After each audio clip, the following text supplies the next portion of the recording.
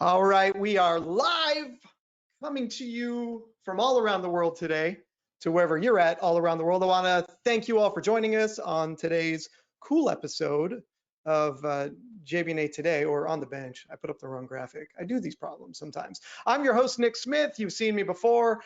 With me today in studio, well, not in my studio, but in his studio, I've got Mr. Roland Axelsson from Intinor. Roland, thank you for being here. Appreciate it.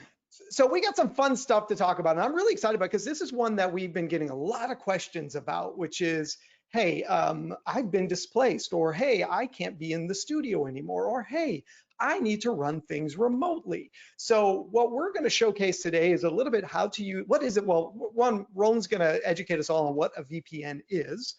We're going to talk about how to use one, and we're actually going to show you how to use one with a Tricaster. So we got a lot of, we're going to kind of do this one in parallel today, because as he's showcasing it, we'll actually be running it, and we're going to run it remotely. So now, first and foremost, so you know, we've got a nice rig set up today. We've got a VPN connection already fired up and running. And Roland's going to talk about how that is being built and how he's using his technology. If you don't know Roland's technology, Intinor is a phenomenal tool for REMI production, remote interviews, for doing remote broadcasts, for basically backhauling video in as pristine as quality as possible across different types of internet connections. And we've showcased this in the recent months and talked about how you can use it. It's been used in things like the NFL recently with some major universities. So it's got, it's a great technology, but we're going to kind of peel that away today and just kind of focus on a VPN connection and what it is. So Roland, I'm going to bring up your presentation. Actually, before we go, you probably do a better job of introducing your company and what you guys do. So give me the Intinor spiel. Yeah. Okay, thank you for letting me be in this webinar. Yeah, Intinor is a Swedish company, and I'm actually the CEO and the product manager of this company. We started 2003, so we have been around for a while, but we are a bit new in the US. We make products for sending video over the internet, and that means encoders, receivers, routers for video over internet in a very robust and high quality way. Is that a good enough presentation? I think that's a great one, and we're gonna get nitty gritty with that one. If you want to know more about this product, what I definitely recommend is go look at our webinars and Roland's webinars. There's some great info out on it. If you want to see it in action, let either of us know. We've got a rig set up here. We can send video all around the world and back again and show you how beautiful it looks once it's passed around the globe and how fast it goes around. So some great stuff there to be seen. But Roland, you've got a presentation today. Let's go ahead and bring up your presentation, and we'll talk about what a VPN is. So guys, we're just using the webcams today, so don't look for a screen presentation. Just blow up the webcams, and you'll get to see us in the presentation. All right, Roland, take it away. Yeah, I will show you a little bit later how this presentation or this webinar is actually connected. But yeah, as I said, we are a Swedish company. And I'm going to talk today about VPN, Virtual Private Network. And this is a bit new technology for us to introduce to our customers. So I get a lot of questions, and people are asking, what is it? How does it work?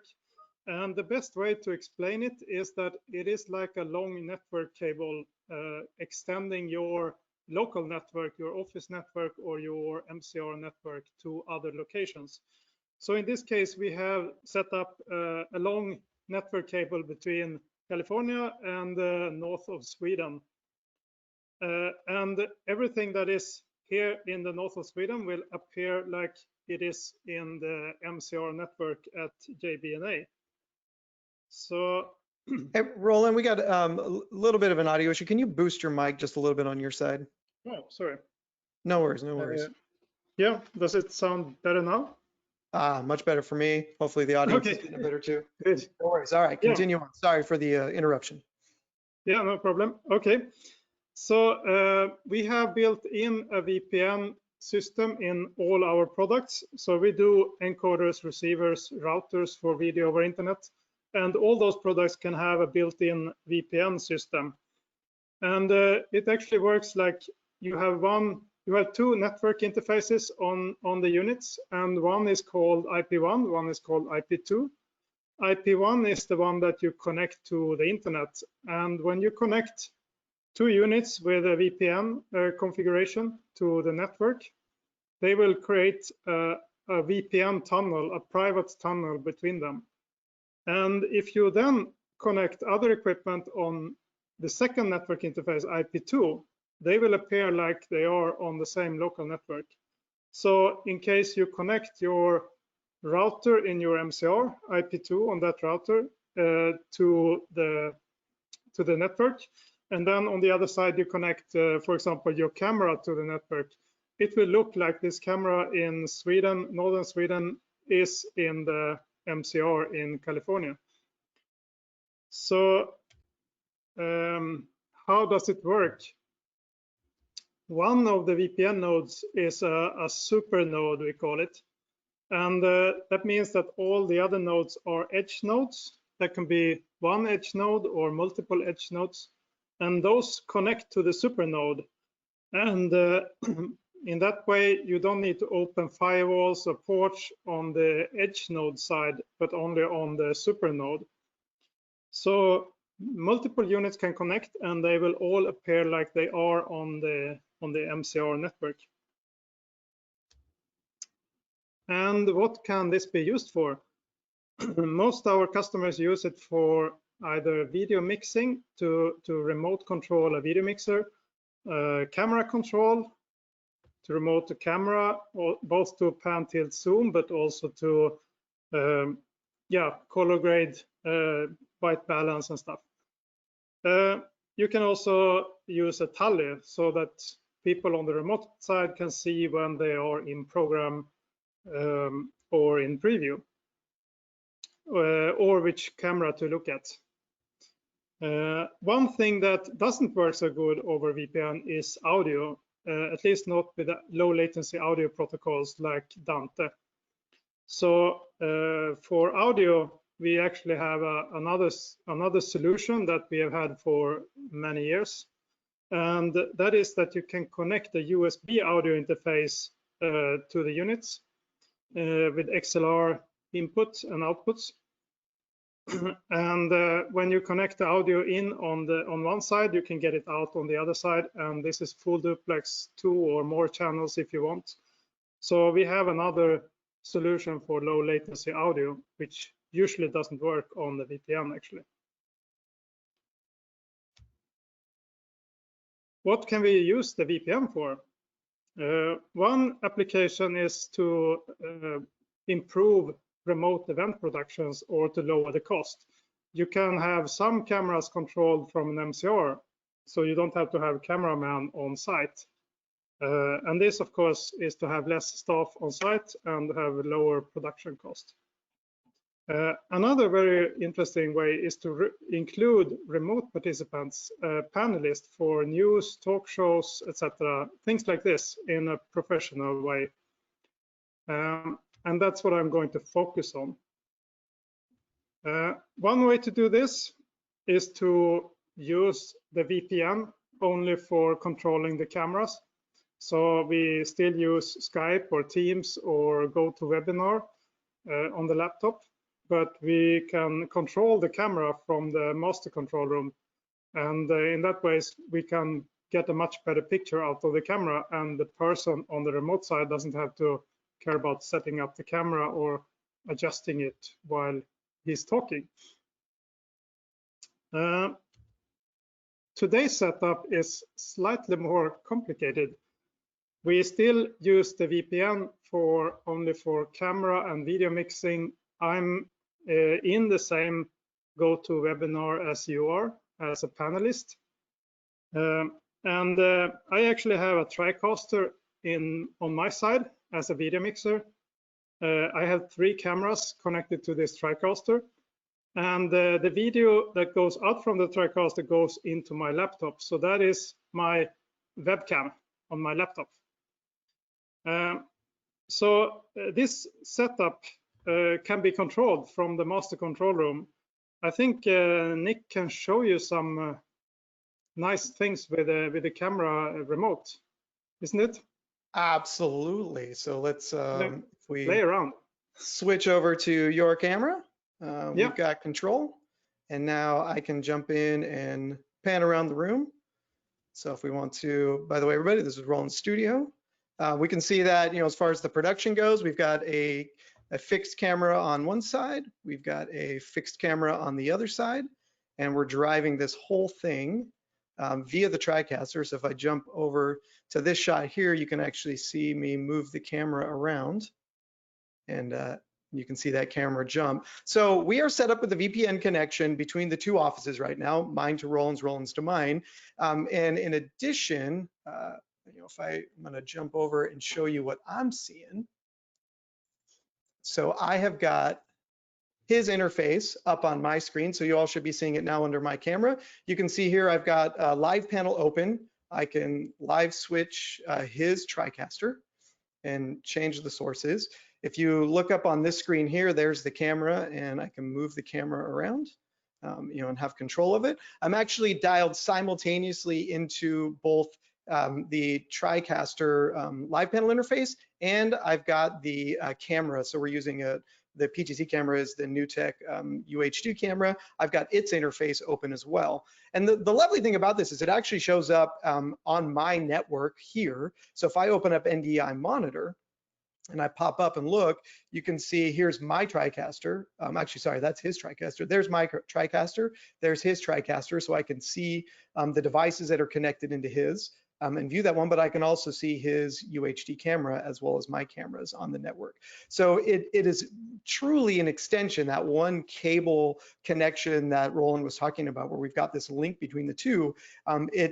It's really as simple as that. This connection that's opened up between the two just extends my network into his office. So all of the sources on his side actually have my IP address range. They're connecting to my DHCP server, and they're taking on a life just like they were here in my facility, which is allowing me to log in remotely to these and take full control. So if I want to jump over to the camera page and move around with the camera, I can do that. As you can see, we can zoom in and out of those. So I've got literally full control from the remote side, which makes it really easy to run. Another fun thing is that I can actually go to my Tricaster, and then I can see all the cameras and all the Tricasters and everything else that is in JB&A office or MCR. So it works both ways. We are on the same network. Yeah. Very clean and easy way of doing it. Let me bring your camera shot back. Whoop, wrong camera shot. Yeah. So, okay. Should I continue with the presentation? Please do, please do. Yes, because this is one way of doing it, and it's good enough for a webinar or something where you don't really need super high quality video or audio. But if you want to do a more like a broadcast production and you want really good video quality and audio quality from another location where the participants are or something like that, then you need a high quality broadcast encoder like ours. And it's also make it possible to do some network bonding and other things to increase robustness. If you, for example, want to send from people's home, their internet connection is maybe good enough for that, but you cannot rely on it. But if you add some 3G, 4G bonding and you have adaptive bitrate, then you can get the highest quality out of it. And even if his internet breaks down, then you have something that works. So you get the picture and audio. So you can send this high quality audio to your or video to your MCR. But you should also send the return video to the other locations so that the person who is talking or participating can see where in the program we are. And also it's very important to get return audio, of course. So I can hear, if I'm standing here and we do this in a broadcast way, then I can also hear the audio from the program, and I can know when I should go in and talk. But it's also very important that I don't hear myself. So you had to set up an audio mixer in the MCR with mix minus audio returns to all the participants so they can hear all the audio but themselves. So setting up a broadcast quality VPN remote production is a little bit more complicated, but it's also possible to do. And I will show you an example of that. This is the one German literature prize. It's called the Ingeborg Bachmann Prize, and it's held annually in Austria. And it's for the German-speaking countries' literature people. And it's held every year, usually in Austria, but this year things are a bit different. And they decided to do this anyway, but do it remote. And our customer got this request to set up 8 locations. One is the master control room, and 7 other locations where the participant in this program can be at home. This was in both in Switzerland, Germany, and Austria, different cities. And this event is actually a 4-day event. So they broadcast this a few hours on the Austrian television, the German television, and the Swiss television. So it was held during 4 hours in June. And they had, on all those locations, they had cable internet, but also 4G bonding. And we could see that on some of the locations, the cable internet was not super good. But with 4G bonding, they got a good picture and audio quality all the time. So all the participants in this event had an Intinor direct link encoder with a video return and a mix minus audio return. And also the camera, there was a camera control from the MCR over the VPN. So you can see on this picture that one of the participants is participating from home, and he could read his work here, and the other can listen to that, and it's broadcasted on television. This is how the temporary setup MCR looked for this. So our customer was working on the network links, and they could see all the incoming feeds. They could monitor them using our management system we call ISS, Intinor Stream Statistics. And because they had this, they could see that all the connections were good, and this is a really good tool for keeping the quality up all the time for a long event. And they could also control the cameras from here, and if people walked a little bit out of the window, or if they had to adjust light and stuff. So everything was remote controlled from one location. This is my last slide actually, because in this application where people working from home, they had actually just one camera. They thought about it after a while that it would be nice to have 2 cameras, but they didn't set up that in the beginning. And of course, you could do like we do now. We have a Tricaster TC1 and 3 cameras. And that could be good if you have the budget or if you have the equipment. But if you want to have a little bit lighter equipment and not send around a lot of video mixers, then you could actually, there are 2 alternatives. One is to stream multiple camera feeds from the encoder, and then you can mix in the MCR. That requires more bandwidth. Or you can do a remote mix with a built-in video mixer on our encoder. So you could actually either sit in the MCR and mix between the different cameras, like Nick is doing now, but with a built-in video mixer on our encoder. Or you can mix locally with a small interface, a Stream Deck interface connected to the encoder. And when you do this, it's very nice to have a multi-view so you can see all the cameras and also the return video from the MCR. Yeah, that's what I wanted to show. Solutions for video over internet, that's what we do. And we aim to deliver the best and most comprehensive solution for live video over the public internet. And doing a VPN solution for controlling cameras and other things is one part of the best solution. So that's why we did it. Back to you, Nick. All right, all right. So I'm laughing because I'm trying to focus on cameras and remember I'm on air and I need to smile once in a while. It's hard to do. It's hard to do. Okay, so Yeah. we got a ton of questions coming in, and some of them I think I can answer. Some of them they're good conversational points. So I thought there was so first, the concept of what we're showing you here is not a replacement for a lot of platforms, right? It still doesn't answer, how do I stream to the cloud? What it's allowing you to do is extend your network so that you can take control of your devices, right? So you can control a PTZ camera, so you can control a switcher, because we see a lot of people being displaced right now who aren't able to go into the studio to work. This allows you to maintain the same quality of product you would do from the studio. We've heard from a lot of people who've had to take all their gear home because they can't do it. Now they're looking at, well, I need to put a really high-end camera in my client's office or in my CEO's office or in my talent space, but I want to be able to take control of that camera and be able to manage, the pan, tilt, zoom, or the iris controls and manage the camera. So don't see this as a replacement for, for Zoom or Skype or Teams or those others. This is to augment that experience to make better quality video, right? If you just light up a Zoom conference, you have no way of controlling like Roland's camera, right? Ordinarily, Roland's the only person who can control his camera because it's in front of him. But via the VPN interface, I can control Roland's camera. So I'm just gonna take Roland off air for a second and move his camera around and zoom in.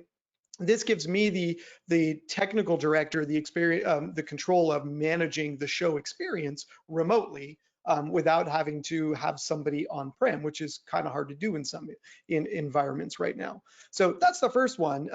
So there was somebody asking, is this better than Zoom for remote switching controls? I don't know that Zoom has a lot of remote switching controls, right? Zoom is a whole bunch of people compiling into a Brady Bunch environment where if I've got a switcher in a location with 3 or 4 cameras and I want to be able to switch between those cameras and then broadcast that into Zoom, this is how I could control that switcher remotely rather than being there on premise.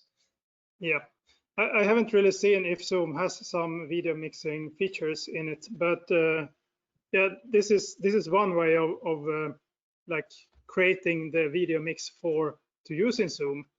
Or you can also use a broadcast encoder to make it really better than Zoom. So either use Zoom or Skype or something else or Teams and improve it by having PTZ cameras, multiple cameras mixed between the presentation and the cameras, and still use the web-based tools. Yep. Or do the broadcast production with really high quality. Here's an interesting question. So somebody asking if this is like a VNC remote desktop solution over VPN. So I want to take that for a second. So when you look at things like vMix and some of those that have a VNC connection where you can control a far end, this is not that, because what we're doing is extending our in-house network. Right now, my network in my office is connected to Roland's network in his office, and I've extended my network out to his, utilizing a hardware-based VPN. And I want to clarify, this is not a software-based VPN. This is a hardware-based VPN. There is a box in my location. Roland, if you want to go back to your slide deck for a second and show the diagram of how this was, what the connection looks like. Which? I'll keep going back. I'll tell you when to stop. There we go. That one works right there. I think maybe here. Yep, that one's perfect. Yeah. So we've got a hardware box at either location. There's one in his office connected to his Tricaster and to his network. It's the blue one that you see there. And then there's a blue one on my side connecting the 2 locations. So we've created a hardware connection where the Intinor boxes are creating the tunnel between these 2 locations, that VPN tunnel you see there, that's allowing us to take control of each other's networks. And to further diagnose that, this is actually one network. His Yep. devices are given my IP addresses and my range, and I'm in control of his network right now. Just like he can see my network devices, I can actually log into his. And so you're effectively taking your network and extending it out. So it's not Yep. a VNC solution where you're only taking control of one device when somebody clicks a link. I have control of all the devices outside. So multiple cameras, the switchers, the routers, I can see everything over there and truly remote control his entire environment. So it's very different than a VNC type solution. Yeah, and I would also say that this is much more reliable and doesn't rely on a technical person to use. You can just get this blue device, plug it into the internet, plug the camera into the other network connector, and then it's running. So it's no configuration needed at all. Yep. Of course, if you also plug in more than one camera, then you have control of all the units. So it's different in that way. Of course, using a VNC or some TeamViewer or something else could also work, but then you are just controlling a video mixer on a computer and not other equipment. So I've got a great question from somebody who wants to know how to set it up. Dominic, it's a lot like watching paint dry. It's literally flipping two switches and then that between the two boxes to engage those and make them connect. We could show you offline. I wouldn't want to do it online because it's just not that exciting. But the reality is, somebody else asked, what's the GUI look like? What's the configuration? I'm using, and if I go to that feed, let me jump over here. This GUI that you're seeing right here is the built-in GUI of Roland's Tricaster. So this isn't a separate GUI to control the devices. This isn't a second piece of software. This is the actual GUI that is built into his Tricaster. I'm able to log into it because his Tricaster is technically on my network. Just like this camera interface right here that I use to switch cameras is the actual camera interface, the GUI for the camera. I'm logged into his camera remotely and I've got full access to it. You wouldn't be able to do this off a VPN because that camera GUI is only available in the in-house network. So it requires you to be on the same network. So there isn't a, the GUIs that we're using are the actual GUIs of the products that we're switching on. It's not a second interface. And if you're thinking about how to configure the VPN, it's a very secure solution. So you have a public and private key for each unit. And you have to copy the public key of all the edge nodes to the super node and vice versa. So they know about each other, so you can be 100% sure that no one is interfering with your VPN. And then you just tell the edge node to connect to the super node, and then it will be connected and create the VPN. Yeah, and because there are two NIC interfaces, two network ports on the device, so in my case, or in both cases you see here, there's two Ethernet cables connected to both of those routers. One that is the VPN connection and the other one that is the house connection, that it connects to our local switches and our local network switches, building that greater network. Roland, there was a great question from somebody. What is the typical bandwidth requirements for a high quality production? So how much network traffic is there passing between our two switches right now? Right now we are mostly using like GoToWebinar, so it's not so much bandwidth between us. I would say it's maybe 1 megabit. But if you do an event like the German Literature Prize, then you probably want to send about 7 or 10 megabit from each location. And since we have adaptive bitrate in our encoder, you can actually set it to 10. And if 10 is not available, it will adjust down to 7 or 5. And you will still have a quite good quality on the HD connection. So I had a great question here is what's the difference between Cisco VPN and our VPN, or the one that we're providing here? And then fundamentally, the technology is the same. It's still a VPN. I guess yes, it's still a VPN, but I don't know so much about Cisco's VPN, but I think it's a little bit more difficult to configure, and also the equipment may be a little bit more expensive. So And especially if you need an encoder for some reason, or a receiver or a router, then you can just add this option to the hardware.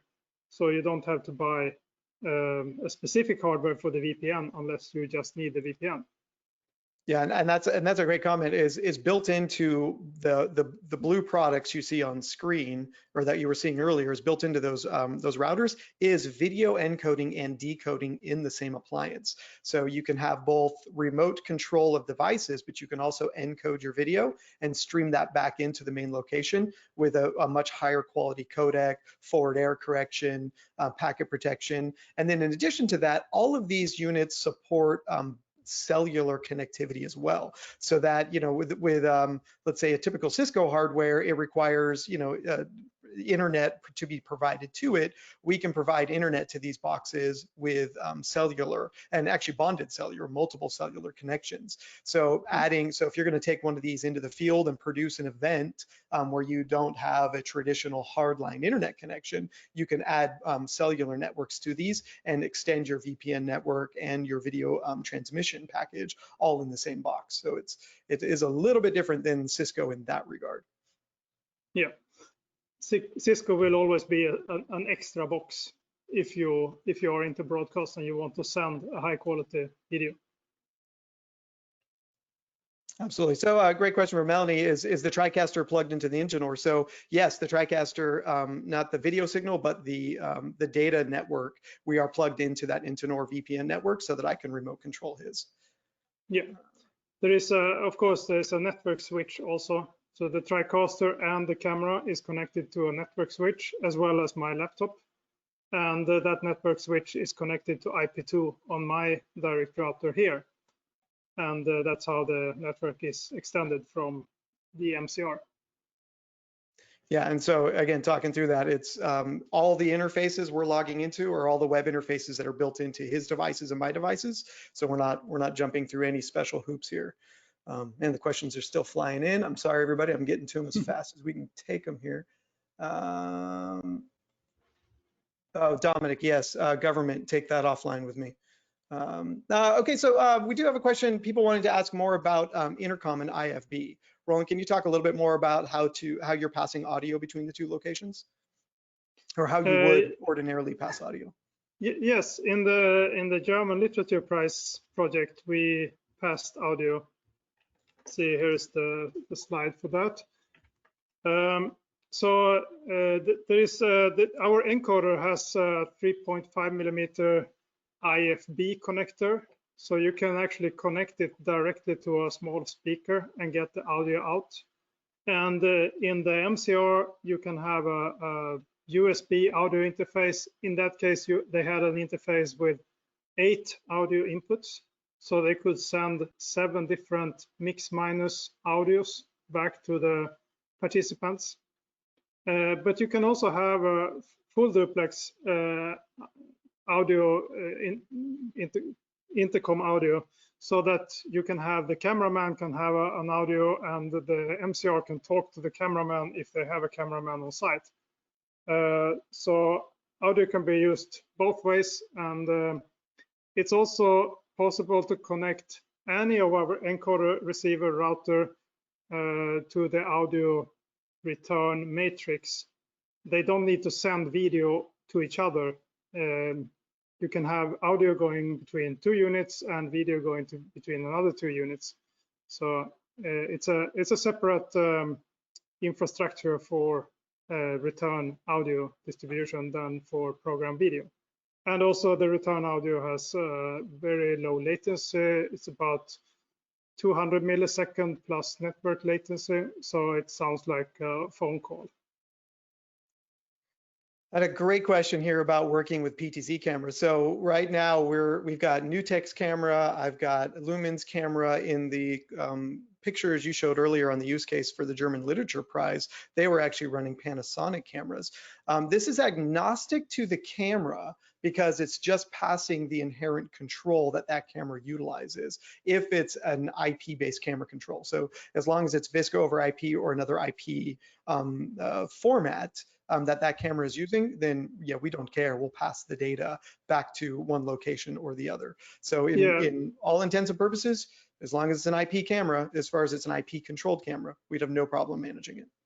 Yeah, and we have played with also Sony cameras and PTZ optics cameras, and they work also fine over the VPN. So the only thing we have had difficulties with is audio, because Dante, for example, requires minimum or maximum 10 millisecond latency, and the VPN adds some latency and the distance adds latency. So Dante audio, for example, doesn't work over VPN. Maybe there are other audio protocols, I don't know, that handles this better, but as far as we know, the Dante is the only protocol that doesn't work over VPN.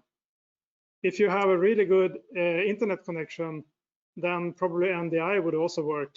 From the MCR, you can pick the NDI stream from the camera and show it on the other side of the connection, but that doesn't work over the Atlantic today because I don't think we have that good internet connection all the way. So we got a great question here as far as video codecs that are built into the routers. So the question was, do you support RTMP, SRT? So the answer to that is yes, plus more. Roland, do you want to run through all the codecs that you all support? I mean, it's a big list. I don't know if we have that much time. Protocol, it's like, if I don't miss anything, is UDP, RTP, RTP plus forward error correction. We are using SRT. We have our own protocol called Bifrost Reliable Transport, which is a bonding protocol. We also have HLS, RTMP, RTSP, and NDI. I think that was it. Nice. So yeah, a lot of codecs, and it's with the routers. One of the things to remember is that because it's a router, it assumes both input and output. So there are encode only versions of this product, and there are router versions which can both encode, decode, and re-encode back out. So it's a tool that is going to manage video going both directions, to and from the environment. It's a very flexible PC-based platform we use, and it's a Linux operating system.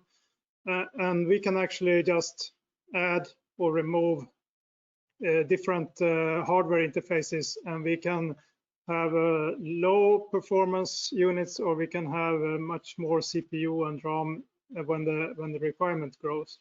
So we can have SDI in and out encoding, different number of encoders, different number of video mixer, different number of multi-views if you want.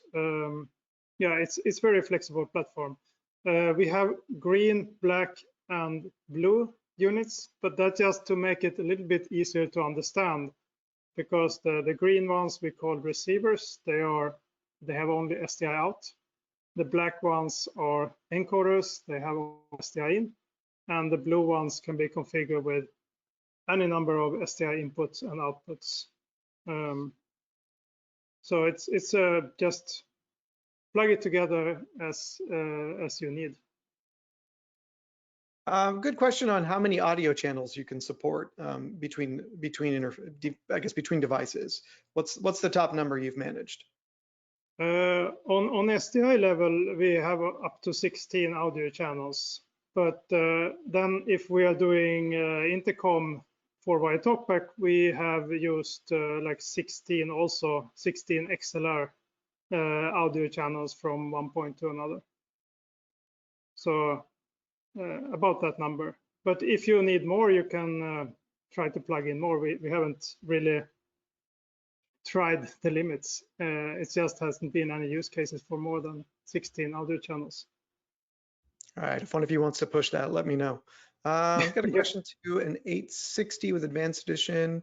So somebody was asking about an 860 with Advanced Edition. I don't know that 860 has the web interface that we're showing today. And Rick, you might be able to tell me that. Does the 860 support live panel, or is that only on the no, 8000? I am so sorry to say that I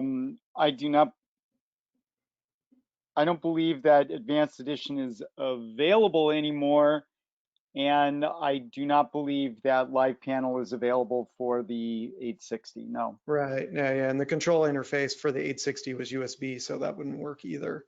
Yeah. So unfortunately, not for the 860. We couldn't give you the same experience. And if I could just add one more thing, the 860, I believe, is still on Windows 7, and that operating system is no longer supported.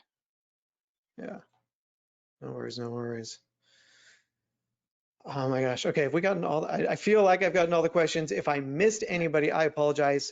The questions are coming through really tiny on my screen and making me feel old, like I need new glasses, which is probably both true. But I feel like we got them all. If I didn't, so hey, as always, everybody, easy way to get a hold of us. There's the contact info, sales at JB&A, 415-256-2800 at Nikon Tech on Twitter. Go to our YouTube, go to our Facebook, ask your questions. Too many interfaces, too many. You know what? Just email us. There's too many places you can go. Or give us a call. If you would like to see this in action, we can absolutely set up a test and a workflow for you. We do keep a couple of the Intinor units boxed and ready to go for demos. So we're happy to showcase those and get them out there and make them available. I think, as with everything, seeing is believing. And we were hoping we showed you enough today to show you that we're actually switching live remotely from Sweden out of Folsom, California. So in fact, I'm going to go back over to that screen. There is Roland in the studio, and I'm going to switch the shot. I'm going to switch the shot again. There's his Tricaster in the background there. So you can see as I click around, it's changing on his screen. It's changing on his screen. I'm changing my preview. And if I go over to, obviously, the camera page, actually, let's go back. I can take control of his camera and move his camera. And I think this one alone is powerful. The ability just to take control of a camera, paint it, move it around, and have full control of that far side experience. Because oftentimes your talent is talented, but not talented enough to run the camera or paint it or do any of that other work. So having the ability there to have full control of the operation remotely, I think is very, very powerful story. And worth exploring.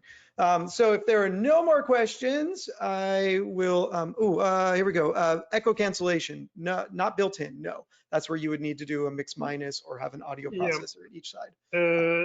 Echo cancellation is usually built into all those webinar or meeting tools, but it's a very rude or rough echo cancellation. Just if I speak here, then no one else can speak. So it's basically cutting off all the other audio, and that way is no echo cancellation needed. But it gets a much more better if you actually do a mix minus in the studio, and people can talk a little bit into each other's conversation. Absolutely, absolutely. Nothing beats a good audio mixer in the end. We're just a way to connect it all together. All right, if there are no more questions, look, I want to thank everybody for hanging on. I am impressed because it looks like about 90% of you stayed to the end. Those who jumped early, I apologize. You probably missed some good stuff. But you can catch this one on replay probably in the next 24 to 48 hours. We will send you an email if you were on the presentation about where you can find it. We will also send out contact information for myself and Roland. If you have any further questions, we're happy to jump in and answer those questions. And then Roland, you mentioned you're going to make your presentation available as well. So when we send out that final email, we'll drop a link so you can catch the presentation. So if you just want it in PowerPoint form to torture your coworkers, you can do that, or you can make sure you send them the link and they can watch it for themselves in real time. Hey, Roland, listen, I know it is super late over there, so thank you very much for hanging on. And being here with us. This has been a lot of fun, and I think it's been cool because I got to control your stuff. Yeah, and I also think it was a really good proof of concept to send between Sweden and the US, because now we know that works. Yeah. And then it should work to send nationally without any issues. Yeah, no, absolutely. I think it's going to look stunning from across the building or down the street compared to across the world. And so I'm excited. My IT guy's been watching the statistics on our network to see what the actual what the connection data will look like. So I'll be able to report back later how much interwebs we were actually using. All right, I am going to call it. Thank you all for joining us today. I appreciate it. Remember to catch us on the replay when you want to see it, or hit up me or Roland if you want to know more about what you've seen today. As always, this has been JB&A Today, and I look forward to seeing you. Oh, wait, Laura, we have upcoming webinars, don't we? Yeah, it's true. So just as another reminder, we've got some other webinars coming up, live streaming for education, live streaming for House of Worship. Make sure to catch both of those. Go to our events page, events.jbanda.com to get more info on those. And we will see you on the next episode. Thank you all.